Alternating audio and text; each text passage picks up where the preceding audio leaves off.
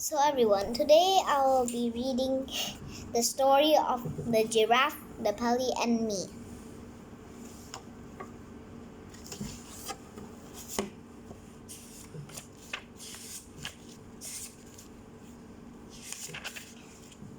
Not far from where I live, there is a queer old empty wooden house, standing all by itself on the side of the road. I long to explore inside it, but the door is always locked.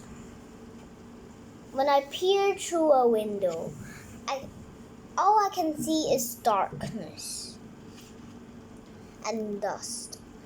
I know the ground floor used once to be a shop because I can still read the faded lettering across the front, which says the grubber. My mother had told me that in our part of the country in the older days, a grubber was another name of a sweet shop.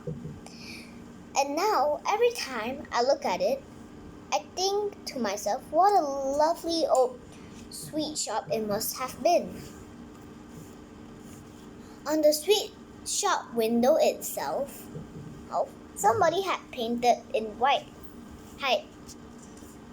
hide the words for Sal. One morning, I noticed the for Sal had been scraped off the shop window, and it has been placed somebody had painted sold. I stood there staring at the new writing and wishing like mad it would have been me who had bought it, because I would have been able to make it into a grubber all over again. I always longed to own a sweet shop. The sweet shop of my dreams would be loaded from top to bottom with sherbet suckers and caramel fudge and rusine toffee and sugar snorters and butter gumballs and thousands of other glorious things like that. Oh boy, what I couldn't have done with that old grubber shop if it was mine. On my next visit to the grubber, I was standing across the road gazing at the wonderful old building, and suddenly an enormous bathtub came sailing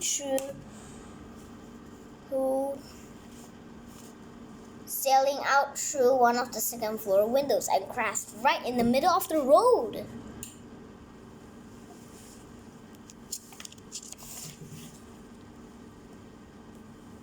A few moments later, a white Hariton lavatory pan with the wooden seat still on it came flying out of the same window and landed with a wonderful splinting crash, and just beside the bathtub.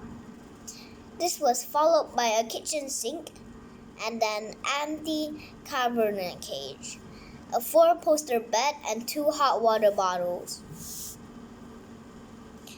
and a rocking horse and a sewing machine, and goodness knows what else besides. It looked as though some madman was ripping out the whole inside of the house, because now pieces of the staircase and bits of the balances and a whole lot of old floorboards came whistling through the windows. There was a silence.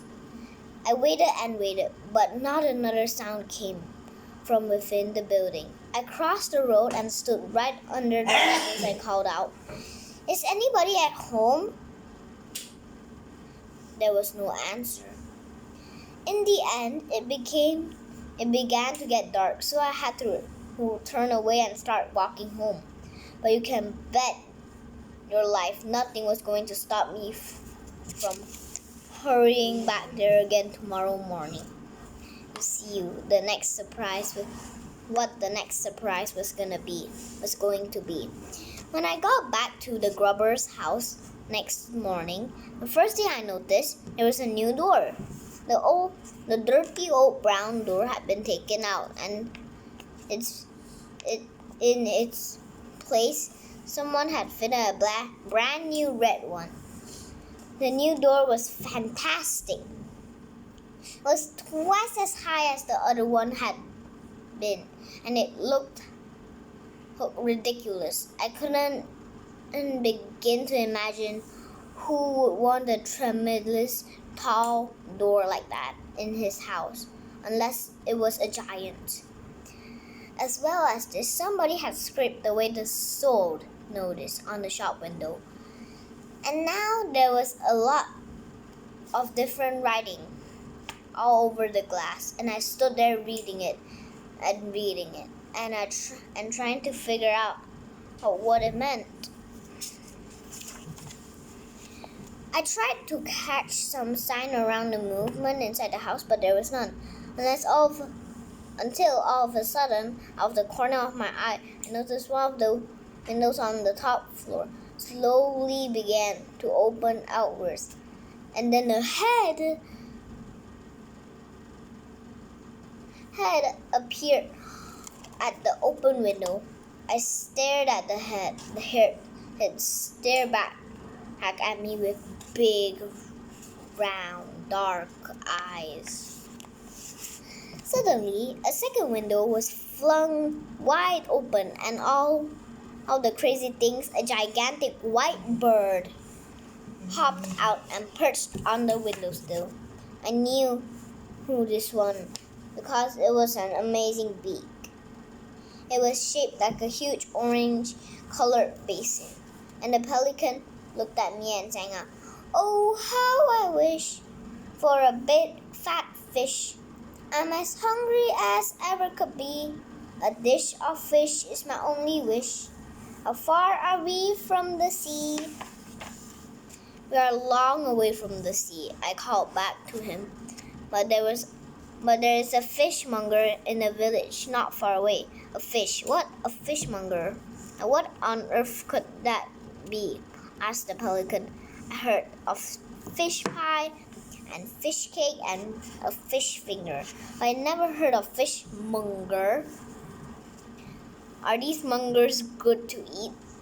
This question baffled me a bit. So I said, "Who is your friend on the next window?" "She is the giraffe," the pelican answered.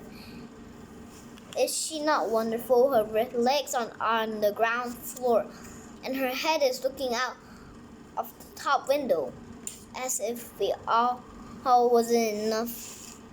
The window on the first floor was now flung open, and popped out a monkey.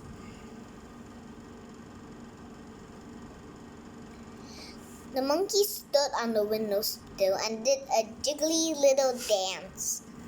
He was so skinny, he seemed to be made only out of furry bits of wire. But he danced wonderfully well, and I clapped and cheered, and did a little dance myself in return.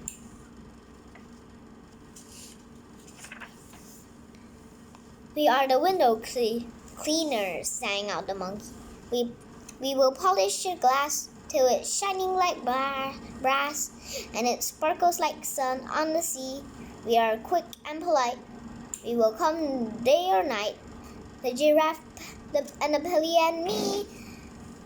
We are a fabulous crew. We know just what to do. We never stop work to drink tea. All your windows will glow when we give them a go. The giraffe and the pelly and me use water and soap, plus some kindness and hope. But we never use ladders, not we. Who needs ladders at all when you're 30 feet tall? Not giraffe and not pelly, not me." I stood there in horror. Then I heard giraffe saying to pelican in the next window, "Pelly, my dear, be so good to fly down and bring that small person up here to talk to us." Once the pelican spread his huge white wings and flew down to the road beside him. "Hop in," he said, opening his enormous beak. I stared in the great orange beak and backed away. "Go on," the monkey shouted from up in his window. "The pelly isn't gonna swallow you. Climb in," I said to the pelican. "I will only go in if you promise to not shut your beak once I'm inside." "You have nothing to fear," cried the pelican. "And let me tell you why. I have a very special beak. A special beak I have. You'll never see a beak so fine. I don't care where you go. There's a magic beak of mine. Hop in and don't say no." "I will not hop in," I said, "unless you swear on your honor you won't shut it once I'm inside. I don't like small dark places. When I have done what I'm just about to do," said the pelican, "I won't be able to shut it. You don't seem to understand how my beak works." "Show me," I said. "Watch this," cried the pelican. I watched in amazement as the top half of the pelican's beak began to slide smoothly backwards into his head until the whole thing was almost out of sight. "It bends and goes down inside the back of my neck," cried Pelican. "Is that not sensible? Is it not magical?" "It's unbelievable," I said. "It's exactly like one of those metal tape measurements my father's got at home. When it's out, it's straight. When you slide back, it bends and disappears." So everyone, this is gonna be part 1. See you guys in part 2. Bye!